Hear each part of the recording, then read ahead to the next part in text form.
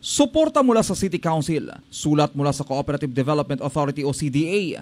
Ito ang ebidensyang inilalatag ngayon ng ilang grupo ng mga members, consumers, owners ng Palawan Electric Cooperative para sabihing walang dahilan ng kooperatiba na hindi isagawa ang Annual General Assembly Meeting na dapat ay noon pang buwan ng Hunyo. Ayon kay retired Senior Officer CIDG Agent Antonio Magbanwa, natatakot ang Paleco na harapin ang taong bayan. Ay talagang takot silang harapin. Takot dahil galit na galit sa taas ng bayarin, sa mali-maling reading. Yung 1,500 na reading, naging 17,500.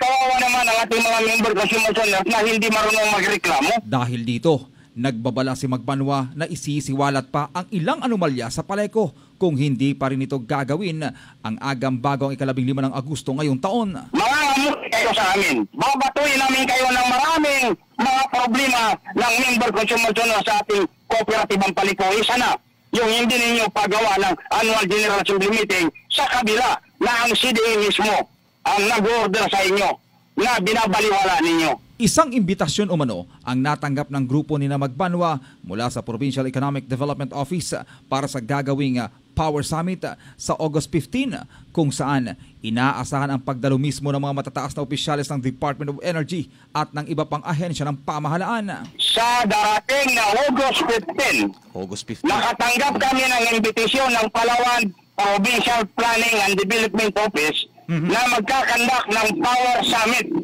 dito sa Palawan. Sponsored by the Provincial Governor. Nakatanggap kami kanina ng invitation. Pirmado si Governor Socrates. Sa August 15, darating si Secretary Lotilia, si Assistant Secretary ng Department of Energy, Marasigan, at marami pang iba. May ibubulgar umano si Magbanwa sa mismong panahon ng summit, lalo't imbitado rin dito ang mga opisyalis ng Paleco sa panguna naman ni General Manager Engineer Rex Contribida. Diyan sa Power Summit, magkakaintindihan tayo. Ibubulgar namin lahat yan, ang kabulastugan, kasama invited, ang General Manager ng Paleco at ang Board Chairman na si Maylin Balyares. Diyan tayo magkakalintik-lintik. Gagawin umano ito ni Magbanwa sa harap mismo ng Secretary ng Department of Energy ang mga hindi magagandang ginagawa ng Palawan Electric Cooperative. Ibubulgar namin sa inyong lahat, yan sa Power Summit na yan sa August 15, sa harap ni DOE Secretary Lotilia, ang